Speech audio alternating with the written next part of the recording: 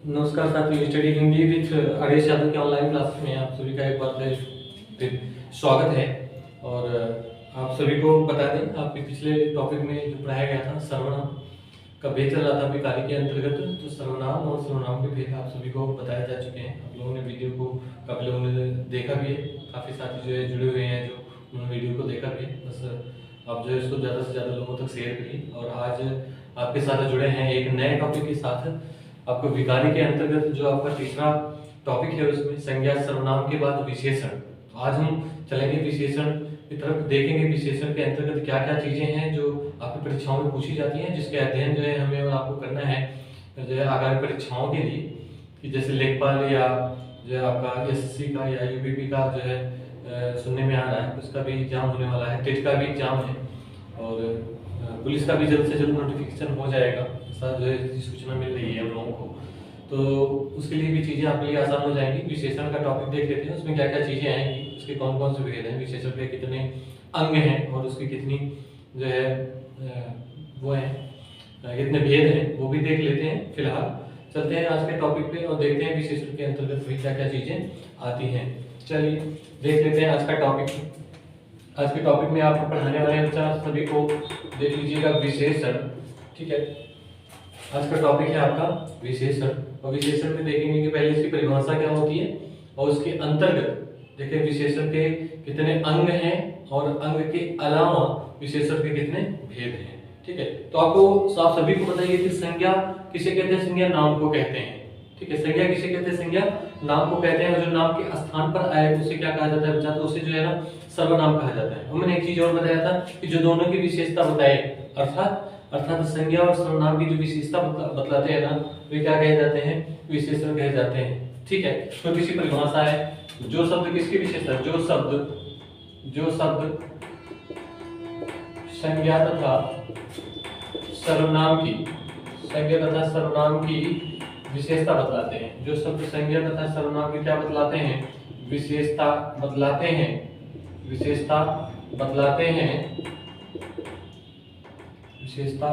हैं, क्या कहे जाएंगे, विशेषण। सीधी सी बात है, आपके विशेषण में क्या कहा गया है कि जो शब्द संज्ञा तथा सर्वनाम की विशेषता बतलाते हैं वे क्या कहलाते हैं, वे आपके विशेषण शब्द कहलाते हैं। मतलब यह एक विशेषण शब्द जो है आपकी किसकी विशेषता बताएगा, संज्ञा और सर्वनाम की। कितने प्रकार से बता सकता है वो अलग चीजें हैं, कितने प्रकार से बता सकता है तो वो उसके भेद में हम देख लेंगे कि कितने प्रकार से किसी व्यक्ति, वस्तु या स्थान की कितने प्रकार से विशेषता बताई जा सकती है, किसकी संख्या संबंधी विशेषता बताई जा सकती है, किसकी परिमाण संबंधी, किसकी गुण संबंधी, वो बाद की बातें हैं। पहले तो हमें आज के टॉपिक में इतना जान लेना है कि विशेषण के अंतर्गत आएगा क्या क्या और विशेषण के जो है आपके अंग कितने हैं। तो चलिए देख लेते हैं। विशेषण की परिभाषा होगी, जो शब्द संज्ञा तथा सर्वनाम की विशेषता बताते हैं या बतलाते हैं वे क्या कहे जाते हैं बच्चा, आप सभी लोग ध्यान से देख लीजिएगा, वो विशेषण कहे जाते हैं। ठीक है, और आगे, ठीक है, आगे इसमें विशेषण के अंग की बात अगर हम करें, अगर हम विशेषण के अंग की बात करें तो विशेषण में वैसे तो दो हैं आपके, विशेष्य और दूसरा हो जाएगा विशेषण। लेकिन आप लोगों को और बता दूं एक चीज और, आप जो है इसमें पढ़ते हैं लास्ट में उसको बताया जाता है प्रविशेषण, वो भी जो है विशेषण का आपका अंग ही है। सभी साथी ध्यान दें, अगर बात होगी विशेषण के अंग की तो उसके अंतर्गत तीन आ जाएंगे भाई आपके, कौन कौन से आपके आ जाएंगे, विशेष्य आ जाएगा, विशेषण आ जाएगा और क्या आ जाएंगे आपके भाई, प्रविशेषण आ जाएगा। ठीक है, तीन चीजों का अध्ययन करना है इसके अंग के अंतर्गत और उसके बाद हम चलेंगे भेद पे। तो पहले देख लेते हैं विशेष किसे कहते हैं। विशेष की बात कर ले पहले, वे विशेष के अंतर्गत आपका क्या आएगा। ठीक है, जिसकी बात की जाए, सभी साथी ध्यान दें कि विशेष किसे कहते हैं, जिसकी बात की जाए। छोटी सी परिभाषा है, जिसकी बात की जाए, जिसकी बात की जाए, या दो परिभाषाएं आपको बता रहे हैं, जिसकी बात की जाए या जिसके बारे में कहा जाए। ठीक, एक चीज ध्यान दीजिएगा, जिसकी बात की जाए मतलब जिस व्यक्ति, वस्तु या स्थान की बात की जाए, या जिसके बारे में कहा जाए मतलब जिस व्यक्ति या जिस स्थान या जिस वस्तु के बारे में कहा जाए वह क्या हो जाएगा, वो आपका क्या हो जाएगा, वो हो जाएगा विशेष। या आप यूं कह सकते हैं विशेष जो है ना वो संज्ञा। विशेष के अंतर्गत क्या आ जाएंगे भाई, संज्ञा या सर्वनाम जो है ना वो किसके अंतर्गत आ जाएंगे, विशेष के अंतर्गत आ जाएंगे। ठीक है, और उसके बताने वाले भी विशेषता, भाई जिसकी बात की जाए वो अगर विशेष है, सभी साथी ध्यान दें, अगर जिसकी बात की जाए वो विशेष है तो जो बात की जाएगी वो क्या हो जाएगा भाई, जो बात की जाए, जो बात की जाए वो क्या हो जाएगा, वो आपका बच्चा विशेषण हो जाएगा। इसके अलावा या भाई जिसके बारे में कहा जाए वो अगर विशेष है तो जो कहा जाएगा, जो कहा जाएगा, जो कहा जाए वो क्या हो जाएगा, वो आपका विशेषण हो जाएगा। इस प्रकार से आपको ये दो याद रखने हैं, विशेषण की परिभाषा, ये दोनों अगर आपको याद हो जाते हैं बहुत बढ़िया। ये आपकी विशेष की परिभाषा है, भाई जिसकी बात की जाए या जिसके बारे में कहा जाए वो विशेष है, और जो बात की जाए या जो कहा जाए वो क्या है, विशेषण है। जैसे हम कहते हैं, ठीक है, कि सीता सुंदर है, सीता सुंदर है, ठीक है, एक वाक्य लिखा गया है। अब सबसे पहले हमें देखना है भाई विशेष क्या है, हमें क्या देखना है कि विशेष क्या है। तो विशेष क्या है, यहाँ पे देख लीजिए, जिसकी बात की जाए, बात किसकी हो रही है, या जिसके बारे में कहा जाए, किसके बारे में कहा जा रहा है, किसके बारे में कहा जा रहा है, सीता के बारे में कहा जा रहा है। बात किसकी हो रही है, सीता की, तो सीता क्या है, विशेष हो जाएंगी, सीता क्या हो जाएगी, विशेष। ये देख लीजिए, सीता हो जाएगी विशेष। और सुंदर भाई जो बात की जाए, सीता के बारे में क्या बात की जा रही है, जो कहा जा रहा है, सीता के बारे में क्या कहा जा रहा है, सभी साथी ध्यान दें, सीता के बारे में क्या कहा जा रहा है, सीता सुंदर है, मतलब सीता की विशेषता ये है कि सीता सुंदर है। तो जो विशेषता बताएगा वो क्या कहलाएगा बच्चा, वो आपका विशेषण कहलाता है। भाई जो विशेष की विशेषता बतलाएगा वो क्या कहलाएगा, आपका विशेषण कहलाया जाएगा। इस प्रकार से दो अंग आपके कंप्लीट हो गए विशेषण के, एक तो विशेष और एक विशेषण, दो अंग हैं। इस परिभाषा को आप नोट कर लीजिएगा, सबसे छोटी और सबसे सटीक परिभाषा है विशेष और विशेषण की। ठीक है, इसके अलावा आपका देखना था भी प्रविशेषण, वो भी देख लेते हैं। प्रविशेषण के अंतर्गत क्या आएगा यहीं से, ठीक है, प्रविशेषण के अंतर्गत क्या आएगा। जैसे अभी कह दिया जाए कि जो विशेषण की भी विशेषता बतलाते हैं वे क्या कहलाते हैं, परिभाषा आपकी है, जो विशेषण की भी विशेषता बतलाते हैं वे क्या कहलाते हैं, प्रविशेषण। जो भी विशेष, ध्यान दीजिएगा, जो विशेष की विशेषता बताए वो तो विशेषण है, जो विशेष की विशेषता बताएगा वो विशेषण है, लेकिन जो विशेषण की भी विशेषता बताए उसे क्या कहते हैं बच्चा, उसे जो है ना प्रविशेषण कहा जाता है। ठीक है, इतनी बात में अगर आप समझ में आ रही, ना समझ में आया तो हमको बिल्कुल वीडियो के कमेंट बॉक्स में आप जो है ना कमेंट के माध्यम से आप बता सकते हैं, चीजों को फिर से बता देंगे इसमें क्या प्रॉब्लम हो रही है आपको। लेकिन फिर भी ये यहाँ पे देखिए, जो विशेष की अर्थात संज्ञा सर्वनाम की विशेष के अंतर्गत क्या आएगा बच्चा, संज्ञा या सर्वनाम किसके अंतर्गत आ जाएगा, आपका विशेष के अंतर्गत आ जाएगा। तो जो विशेष की विशेषता बताएगा वो विशेषण है, और जो विशेषण की विशेषता बताएगा उसे क्या कहा जाता है, प्रविशेषण। जैसे एक वाक्य लिखा गया था, सीता सुंदर है, तो सीता विशेष थी और सुंदर जो है विशेषण। और दूसरा वाक्य अगर हम यहीं पे लिख दें, सीता बहुत सुंदर, चलिए देख लेते हैं यहाँ पे। सीता, आपको पता है सीता क्या हो जाएंगे, विशेष्य है, ठीक है, क्योंकि सीता के बारे में बात की जा रही है। सुंदर जो है ना वो आपका विशेषण है, वो क्या है, आपका विशेषण है, और ये सीता हो जाएंगी विशेष, क्या हो जाएंगी, विशेष। ठीक है, अब यहाँ पे देखिएगा बहुत शब्द क्या दिया गया है, बहुत शब्द जो है ना वो सीता सुंदर तो है लेकिन कितनी, बहुत सुंदर है, मतलब सुंदरता की विशेषता बताई जा रही है इस शब्द से, बहुत से। तो ये आपका क्या, बहुत शब्द जो है ना यही आपका क्या हो जाएगा, प्रविशेषण हो जाएगा। ठीक है, इस प्रकार से आपके ये तीन अंग हैं विशेषण के, इसमें आपको विशेष विशेषण और प्रविशेषण आ जाएगा। इसके अलावा विशेषण के जो है ना आपके चार भेद हैं, चारों भेदों का भी अध्ययन कर लेते हैं। ठीक है, यहाँ पे अगर किसी साथी को कोई समस्या है तो वो कमेंट बॉक्स में अपना कमेंट लिखकर हमको बता सकते हैं, चीजों को फिर से जो है डिफाइन कर देंगे, फिर से बता देंगे। चलिए देख लेते हैं आगे कि विशेषण के भेद कौन कौन से हैं और क्या क्या भेदों के अंतर्गत क्या क्या चीजें आ जाएंगी, आप सभी को बताना वो भी जरूरी है भाई, वहां से आपके प्रश्न बनने वाले हैं, आपकी परीक्षाओं में पूछे जाएंगे। तो चलिए देख लेते हैं भाई विशेषण के भेद। यहाँ पे हेडिंग में थोड़ा सा चेंज है आपके, विशेषण के भेद। ठीक है, विशेषण के भेद में जो आपका वैसे तो चार हैं, चारों के नाम अगर आप ये बता देते हैं इस जगह पे, यहाँ पे देख लीजिएगा, पहला आपका क्या हो जाएगा, पहला आपका भाई विशेषण में हो जाएगा गुणवाचक, गुणवाचक विशेषण, सभी साथी ध्यान दें, गुणवाचक विशेषण। दूसरा हो जाएगा आपका संख्यावाचक, क्या हो जाएगा, संख्यावाचक, संख्यावाचक विशेषण हो जाएगा। तीसरा हो जाएगा आपका परिमाणवाचक, परिमाणवाचक विशेषण, ठीक है। तीसरा आपका क्या हो जाएगा, परिमाणवाचक विशेषण। और चौथे विशेषण का नाम है संकेतवाचक, संकेतवाचक, या इसे सार्वनामिक विशेषण भी कहते हैं, सभी साथी ध्यान दें, या इसे सार्वनामिक विशेषण भी कहते हैं, ठीक है। अभी ये तो बात हुई मूल भी, आपके कुल भेद कितने हैं, ठीक है। और आपको बता दें गुणवाचक के अंतर्गत, ठीक है, जल्दी जल्दी परिभाषा देखिए, एक एक को डिफाइन कर देंगे अभी। गुणवाचक के अंतर्गत भाई जो विशेषण शब्द संज्ञा सर्वनाम के किसकी बात करें, गुण संबंधी विशेषता को बताएं। कैसी विशेषता बतलाएंगे, गुण संबंधी विशेषता बताएंगे। और गुण संबंधी विशेषता भी गुणवाचक के अंतर्गत आपके जो है 9 प्रकार से बताई जा सकती है। वे आकार भी बताया जा सकता है, अवस्था, दशा, दिशा, काल, रंग, गुण, दोष, ये सब किसके अंतर्गत आपको बताए जाएंगे भाई, गुणवाचक विशेषण के अंतर्गत।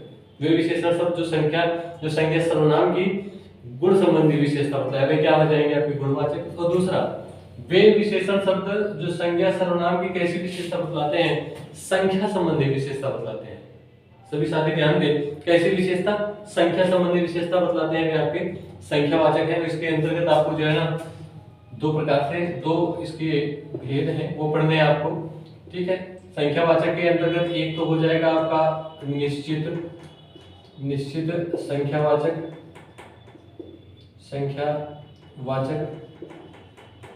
निश्चित संख्यावाचक विशेषण पढ़ना है, सभी साथी ध्यान दें। और एक इसमें पढ़ना है आपका अनिश्चित संख्यावाचक विशेषण, ठीक है, अनिश्चित संख्यावाचक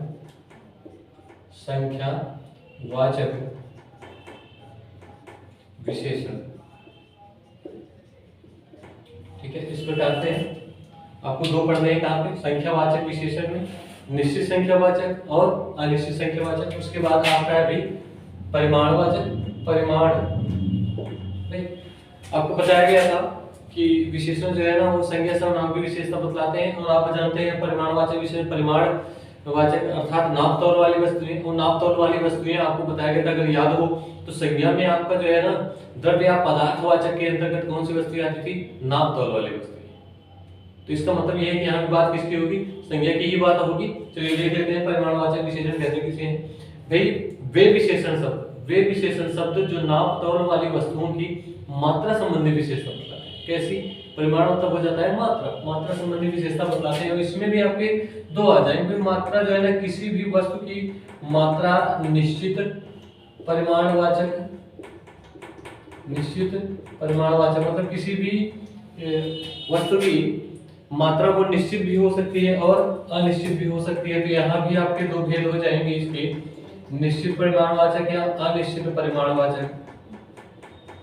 परिमाणवाचक, ये 2 हो जाएंगे भाई। यहाँ पे आपको पढ़ना है परिमाणवाचक विशेषण के अंतर्गत, ठीक है। और संकेतवाचक या सार्वनामिक विशेषण, इसके अंतर्गत भी आपको 2 पढ़ना है। संकेतवाचक या सार्वनामिक विशेषण कहते किसे हैं, वे सर्वनाम शब्द, सभी साथी ध्यान दें परिभाषा में, यहाँ पे आया है सार्वनामिक अर्थात सर्वनाम आया है। तो सर्वनाम में क्या बता रहे हैं आप सभी को ध्यान दीजिए कि वे सर्वनाम शब्द, क्या शब्द क्या होते हैं भाई, सर्वनाम होते हैं, लेकिन वो कार्य किसका कर रहे हैं, विशेषण का, सार्वनामिक विशेषण।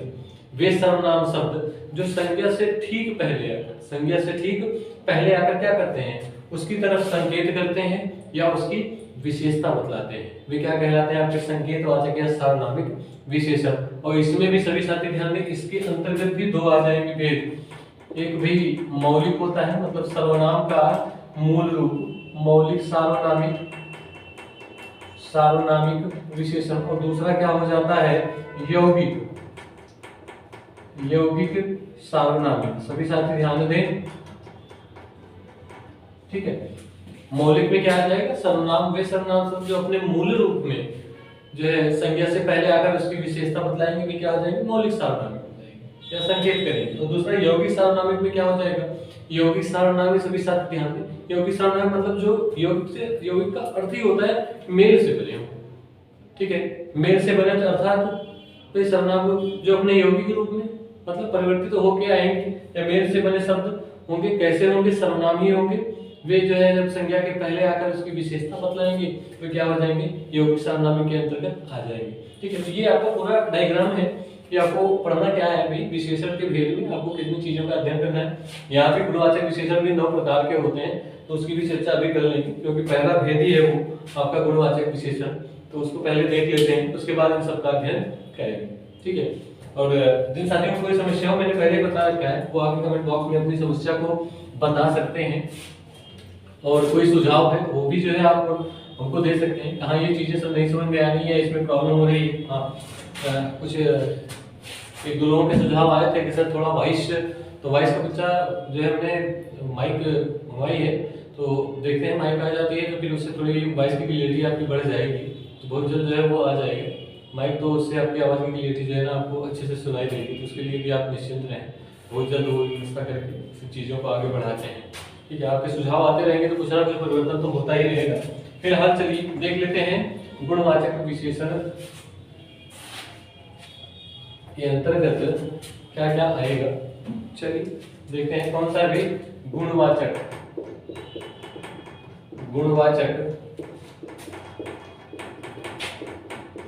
विशेषण। चलिए ठीक है, गुणवाचक विशेषण मैंने पहले बताया गुणवाचक विशेषण किसे कहते हैं भाई, वे विशेषण शब्द जो संज्ञा सर्वनाम की कैसी विशेषता बतलाते हैं, गुण संबंधी विशेषता बतलाते हैं। जो शब्द, यहाँ पे छोटी सी परिभाषा लिख सकते हैं, जो शब्द संज्ञा अथवा सर्वनाम की, संज्ञा या सर्वनाम की गुण संबंधी विशेषता बतलाए, गुण संबंधी, ठीक है, गुण संबंधी विशेषता बतलाएं,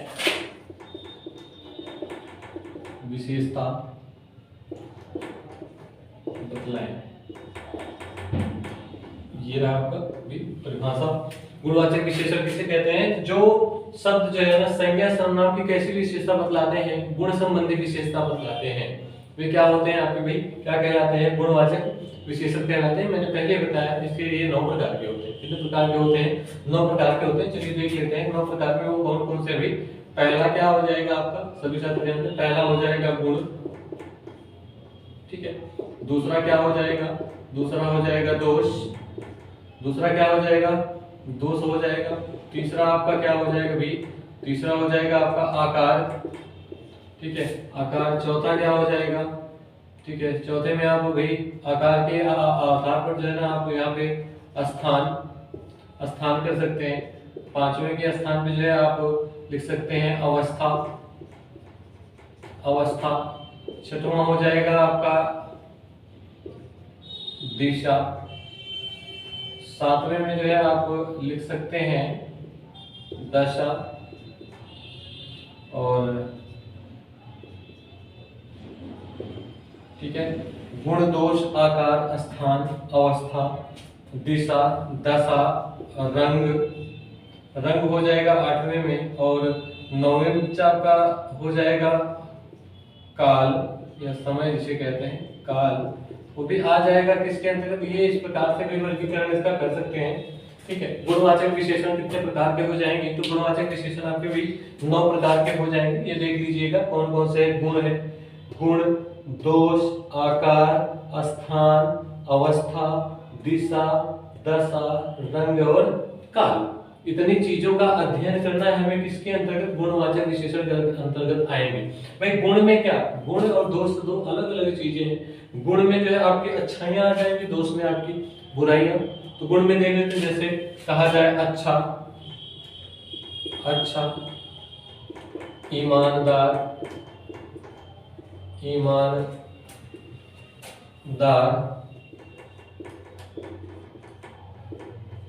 उचित आदि, ये आपकी अच्छाइयों में आ जाएंगे, आपकी अच्छाइयां हैं। यहाँ पे दोष में भाई बेईमान, ठीक है, बुरा,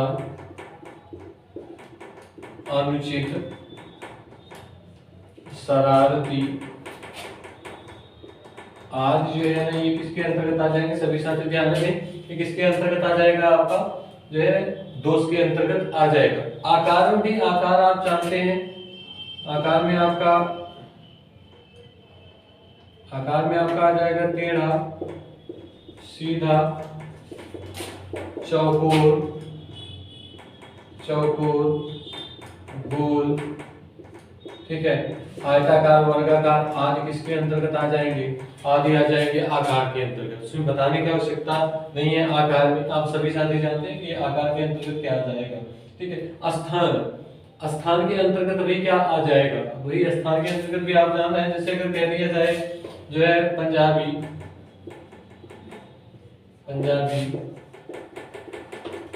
भारतीय, राजस्थानी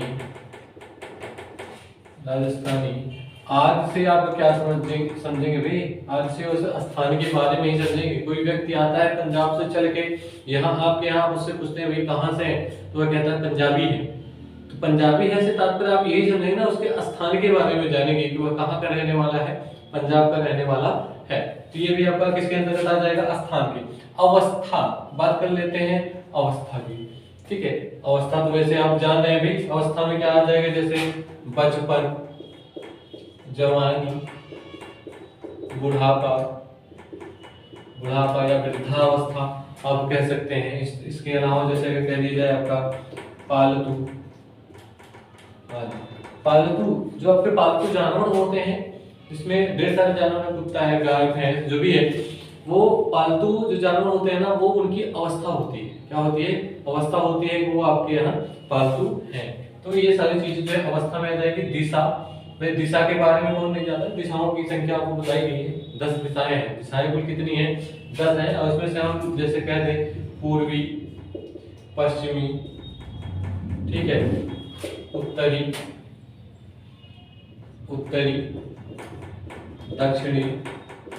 दक्षिणी आदि, ये सब किसके अंतर्गत आ जाएंगे? दिशा के।